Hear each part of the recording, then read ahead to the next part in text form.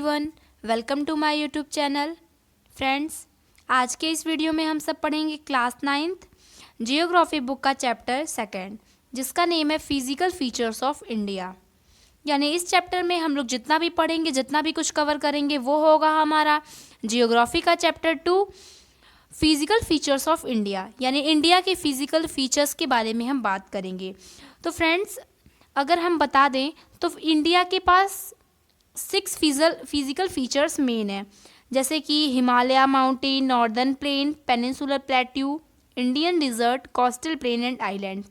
इतने तरह के फिजिकल ग्राफिक्स हैं, फिजिकल डिवीजन हुए हैं हमारे इंडिया के। हम लोगों के पास इतने अच्छे फिजियोग्राफिक डिवीज़न हुए हैं। तो हम लोगों को इस वीडियो में स्टार्ट करना होगा द इंडियन डिजर्ट के बारे में, द कोस्टल प्लेन और द आइलैंड के बारे में आज हम लोग पढ़ेंगे। इसके पहले मैंने इस चैप्टर के ऊपर 4 वीडियो बनाई है जिसकी लिंक मैं आपको डिस्क्रिप्शन में प्रोवाइड की हूँ। Physical features of India part 1, physical features of India part 2, इस तरह करके मैं आपको लिंक प्रोवाइड की हूँ। तब आप उन वीडियोस को भी ज़रूर देखिए। और इस वीडियो में स्टार्ट करते हैं द इंडियन डिजर्ट। यानी इंडियन डिजर्ट क्या है उसके बारे में स्टार्ट करते हैं। दिया गया है कि the Indian desert lie toward the eastern margin of the Aravalli hills. India desert क्या है, वो अरावली हिल्स के वेस्टर्न मार्जिन पे लाई करता है। यानी इंडिया डिजर्ट हमारा अरावली हिल्स के वेस्टर्न साइड में है। It is an undulating sandy plain covered with sand dunes. ये एरिया यानी डिजर्ट, इंडियन का जो डिजर्ट है वो पूरे बालू यानी सैंडी प्लेन से भरा हुआ है। और कॉमन सी बात है कि अगर डिजर्ट की बात की जाए तो वो वहाँ पे बालू से ही भरा रहेगा। यानी यहाँ का एरिया जो है इंडियन डिजर्ट का वो पूरा सैंडी है। This region receives very low rainfall below 150 mm per year. और इंडियन डिजर्ट के पास बहुत कम रेन होती है। ओके, बहुत कम बारिश होती है, 150 mm पर ईयर। यानी एक ईयर में हर साल 150 mm सिर्फ बारिश होती है। It has arid climate with low vegetation cover.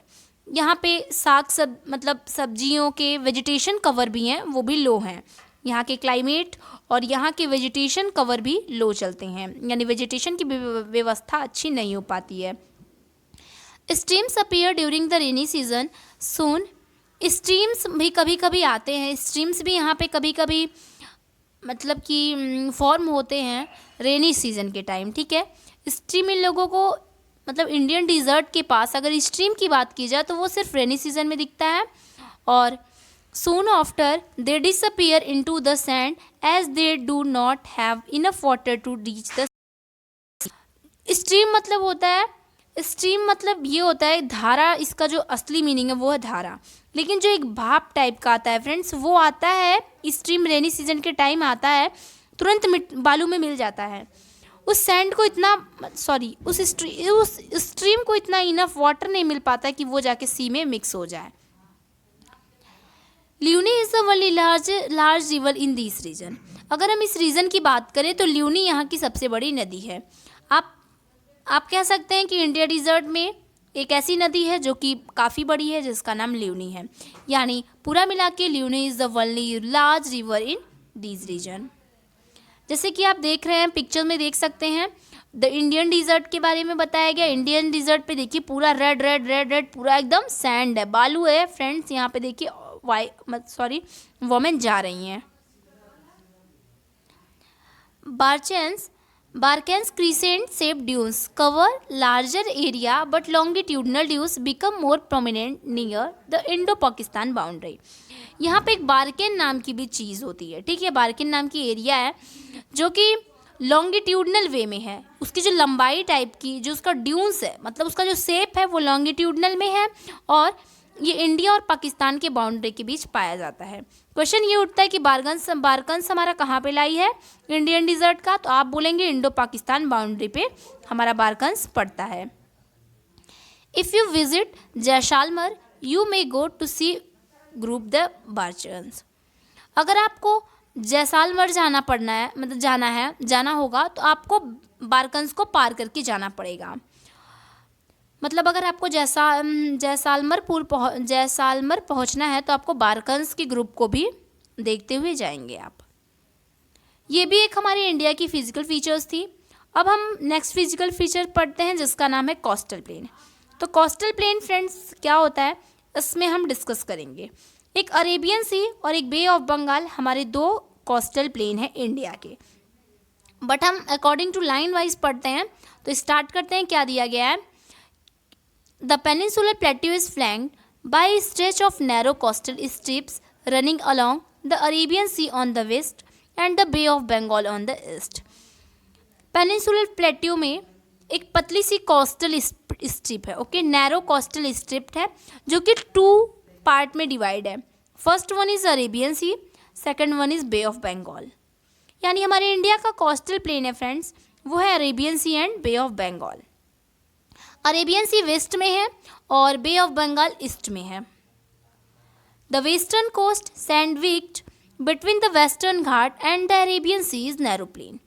जो अरेबियन सी है और वेस्टर्न घाट है वो थोड़ा नैरो प्लेन पे लाई करती है। कहने का मतलब कि जो वेस्टर्न कोस्ट और वेस्टर्न घाट और अरेबियन सी है वो थोड़ा नैरो प्लेन कहलाती है।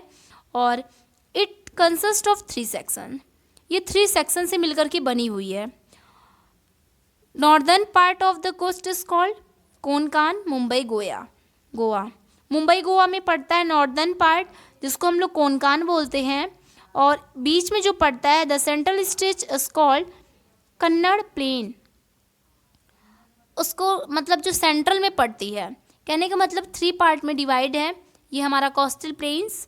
मतलब अरेबियन सी हमारा 3 पार्ट में लोग ऐसा कर दिए हैं, डिवाइड कर दिए हैं। जो ये पार्ट है नॉर्दर्न पार्ट है वो उसको हम लोग कोंकण बोलते हैं, सेंट्रल पार्ट को हम लोग कन्नड़ बोलते हैं और ये साउथ पार्ट को हम लोग बोलते हैं मलाबार कोस्ट। ओके, यहाँ पे लिखा हुआ है कि the southern stretch is referred to as the Malabar coast, यानी हम लोग इसको मलाबार कोस्ट भी बोलते हैं। अब देखिए ये कोस्टल प्लेन है। कोस्टल प्लेन पे ऐसे ही मतलब इन्वायरमेंट होता है, एरिया यहाँ की ऐसी होती है जहाँ की दिखाया गया है आपको पिक्चर्स में। The along the bay of Bengal are wide and level. जो बे ऑफ बंगाल की बात करते हैं, हम लोग अरेबियन सी के बारे में पढ़ चुके हैं। अब हम पढ़ेंगे बे ऑफ बंगाल, ये भी कोस्टल प्लेन का एक पार्ट है। तो बे ऑफ बंगाल थोड़ा चौड़ा है और लेवल है, लेवल का मतलब समतल है। In the northern part it is refer to as the northern किरकर। अगर हम नॉर्दर्न पार्ट की बात करें, बे ऑफ बंगाल भी फ्रेंड्स कई जगह फैला हुआ है ना। कहने का मतलब बे ऑफ बंगाल आपका यही थोड़ी ना है, बे ऑफ बंगाल बहुत जगह इतने में कवर किया है। तो इसका भी ईस्ट वेस्ट नॉर्थ साउथ ये भी तो होगा।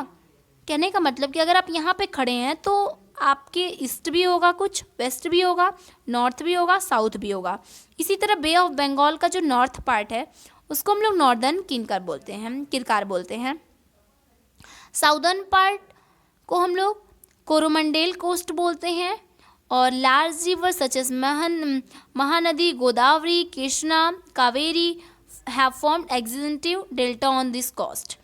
और आप बे ऑफ बंगाल पे अगर किसी बड़ी नदियों की नाम लें, किसी बड़े रिवर्स का नाम लें, तो वहाँ पे महानदी हो जाएगी, गोदावरी, कृष्णा, कावेरी, ये सब यहीं पे पड़ता है बे ऑफ बंगाल में।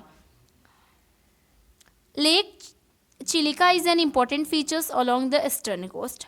लेक चिलिका लेक है जो वो ईस्टर्न कोस्ट में इम्पॉर्टेंट फीचर है। ईस्टर्न कोस्ट की इम्पॉर्टेंट एक मतलब कह सकते हैं कि इसके लिए प्रसिद्ध है। The Chilika lake is the largest salt water lake in India. It lie in the state of Orissa to the south and Mahanadi delta. ये डू यू नो जो फ्रेंड्स दिया होता है वो बड़ा इंपॉर्टेंट होता है, आप इसे इग्नोर मत किया करिए। ओके, तो यहाँ पे बताया गया कि जो चिलिका लेक है वो इंडिया का सबसे बड़ा सॉल्ट वाटर लेक है। नमक यानी खारे पानी की बात करें तो सबसे बड़ी नदी ऐसी है, चिलिका लेक ऐसी है जो कि हमारे इंडिया की लार्जेस्ट सॉल्ट वाटर है। ये उड़ीसा में पड़ती है और इसके साउथ में महानदी डेल्टा पड़ता है। ओके, अब हम लोग बात करते हैं आइलैंड्स की। अब तक हम लोगों ने क्या पढ़ा, कोस्टल प्लेन पढ़ा और इंडियन डिजर्ट को पढ़ा। अब हम आइलैंड को पढ़ते हैं, जो कि हमारे last physical features of India है। हमने पहले ही देखा था कि 6 फिजिकल फीचर्स हैं, हम लोग सारे कवर्स कर चुके हैं, यानी 5 फिजिकल फीचर हम लोग इंडिया के पढ़ चुके हैं। ये लास्ट बचा है द आइलैंड्स। इसके पहले हैं हम लोग Himalaya, northern plain, peninsular plateau, Indian desert और कोस्टल प्लेन के बारे में पढ़ चुके हैं। अब island, you have already seen that India has a vast main land. हम लोग पहले से जानते हैं कि इंडिया एक बहुत बड़ा मेन लैंड है। Beside this the country have 2 groups of island. इसीलिए इस इंडिया में 2 ग्रुप आइलैंड्स भी हैं।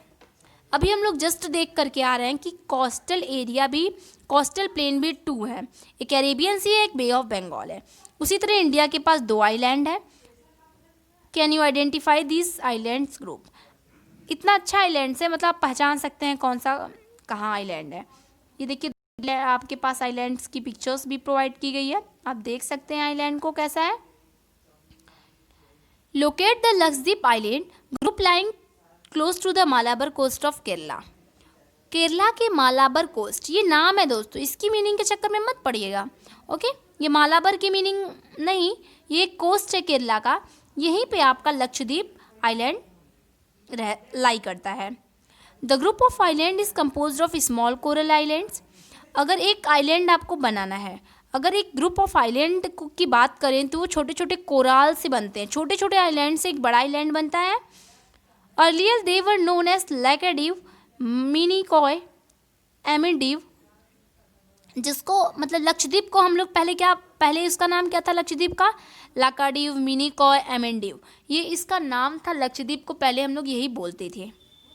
फिर क्या हुआ इन 1973 में ये हुआ कि इसका नाम बदल दिया जाए, क्योंकि आपको भी अटपटा सा लग रहा है कि अब तो लग रहा है कि लक्षद्वीप अच्छा है। पहले इसका नाम लाकाडीव, मिनिकॉय और एमेंडीव था। फिर 1973 के बाद नेम्ड एज लक्षद्वीप। इन सारे नेम को हटा करके लक्षद्वीप नाम रख दिया गया। It cover small area of 32 square kilometre.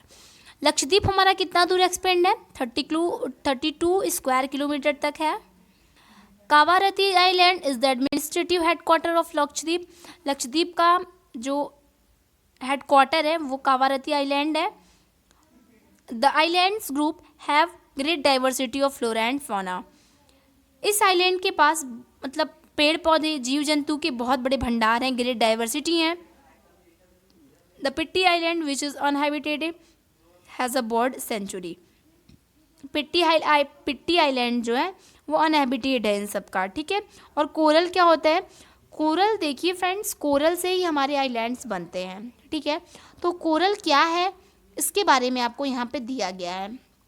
आप कोरल के बारे में जानकारी लेने के लिए इस पैराग्राफ को पढ़ सकते हैं।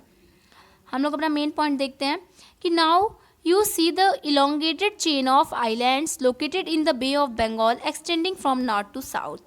जो बे ऑफ बंगाल है, बे ऑफ बंगाल में आइलैंड का एक चैन है, मतलब कहने का मतलब एक लाइन से कह सकते हैं कि जैसे कि आप ये भी बोल सकते हैं कि अगर आपके ब्रदर सिस्टर हैं, बार बार लड़ाई हो रही है तो उनके में क्या है, फाइट ऑफ चैन है, चैन ऑफ फाइट है। उसी तरह चैन ऑफ आइलैंड भी है यहाँ पे, मतलब यहाँ पे हमेशा एक आइलैंड होती है बे ऑफ बंगाल में, जो कि नॉर्थ से साउथ तक एक्सटेंड है। अंडमान और निकोबार आइलैंड भी है यहाँ पे, जिसकी साइज बहुत बड़ी है। They are bigger in size and no more numerous and scattered. बहुत दूर दूर तक ये लोग फैले हुए हैं, बहुत न्यूमरस है और इनकी साइज भी बिग है। The entire group of island is divided into 2 broad categories. Island को भी 2 बड़े बड़े कैटेगरीज में डिवाइड किया गया है। The Andaman in the north and Nicobar in the south. Andaman जो है वो नॉर्थ में पड़ता है और निकोबार जो है वो साउथ में पड़ता है।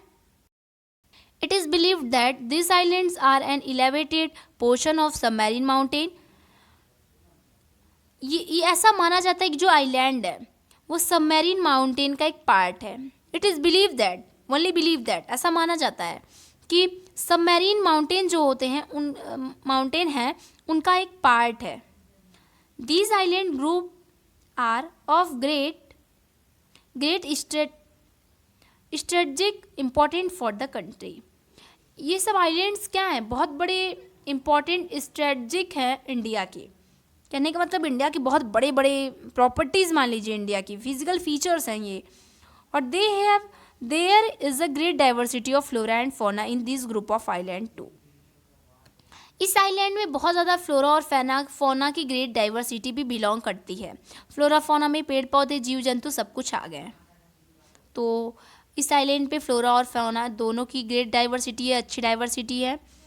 These island lie close to equator and experience equatorial climate and has thick forest cover. इस आइलैंड में बहुत घने जंगल भी हैं, अच्छे क्लाइमेट भी हैं। और ये आइलैंड क्या होता है, इक्वेटर के थोड़ा क्लोज है, मीन्स मानिए ये इक्वेटर है, ओके, तो थोड़ा सटा हुआ, कहने का मतलब नज़दीक, इक्वेटर के नज़दीक ही ये सब आइलैंड्स पड़ते हैं, जहाँ पे बहुत अच्छे अच्छे फॉरेस्ट भी हैं और फ्लोरा और फौना की अच्छी डाइवर्सिटी भी है। अब फ्रेंड्स, ये हम आइलैंड्स के भी बारे में हम लोग पढ़ चुके हैं, ठीक है। यहाँ तक हम लोगों का आइलैंड्स के बारे में ख़त्म हो जाता है। और जो नीचे जो हमारा एक पैराग्राफ बचा हुआ है छोटा सा, उसमें ये बताया गया है कि इस चैप्टर की समरी बताई गई है। इसमें ये बताया गया कि हम लोग इस चैप्टर में पढ़ें क्या, उसका मतलब क्या था, मेन मोटिव क्या था पढ़ने का, ये फिजिकल फीचर्स ऑफ इंडिया क्यों इतनी बड़ी अमानत बन चुकी है हमारे इंडिया की, ऐसा कुछ बताया गया है। हम इसे इग्नोर नहीं करेंगे, ज़रूर पढ़ेंगे समरी है चैप्टर की। बट हम सारे आइलैंड्स के बारे में अब हम कन्फर्मली पढ़ चुके हैं। A detail account of the difference physiographic units highlights the unique features of each reason. कह रहा है कि हम लोग इस पूरे चैप्टर में क्या पढ़ें, अपने इंडिया के सभी फिजियोग्राफिक डिवीज़न जितने भी हैं, सारे फीचर्स हैं, उनके बारे में हम लोग पढ़ें। It would however be clear that each region complement the other and mark the country riches in it natural resource. कहा जा रहा है कि हम लोग ये इस चैप्टर में ये पढ़ें कि कौन सी कंट्री किस कारण अमीर मानी जाती है, उसके पास कितना नेचुरल रिसोर्स है, कौन सी कंट्री कितनी रिचर है, किसके पास क्या संपत्ति है, कितने रिसोर्सेज हैं, वो हम लोग पढ़े हैं। जैसे कि mountain are the major source of water and forest well. जैसे कि बात करें कि माउंटेन किसका कंसिस्टेंट है, माउंटेन के पास बहुत ज़्यादा वाटर और फॉरेस्ट का कम्बिनेशन होता है। Northern plain are the granaries of the country. Northern plain को भी अपने अपने कंट्री की ग्रैनरीज मानी जाती है, क्योंकि they provide the base for early civilisation. अच्छा, नॉर्दर्न प्लेन को ग्रेनरीज का मतलब है कि बहुत अच्छा, इसको एकदम ये पीढ़ी से पीढ़ी ये हमारी सिविलाइजेशन चली आ रही है जो इस पे लाई करती है। हमारे पूर्वज, हमारे सब लोग इस नॉर्दर्न प्लेन के बारे में जानते हैं। ये पुराना है। The plateau is store house of mineral. जो प्लेट्यू है वो भी एक काम करता है, स्टोर हाउस, मिनरल को बहुत ज़्यादा स्टोर करता है। Which has play a crucial role in the industrialisation of the country.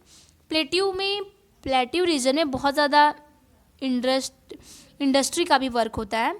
और the coastal regions and the island group provide sites for fishing and port activities. जो कोस्टल रीजन है और islands group है वो fishing में और port activities में बहुत ज़्यादा काम आते हैं, मछली वगैरह के धंधे में। दस the diverse physical features of India of the land have immense futures possibilities of development. इससे ये पता चलता है कि अगर हमारे इंडिया के पास इतनी अच्छी फिजिकल फीचर्स है तो हमारी इंडिया अभी और भी आगे डेवलप करेगी।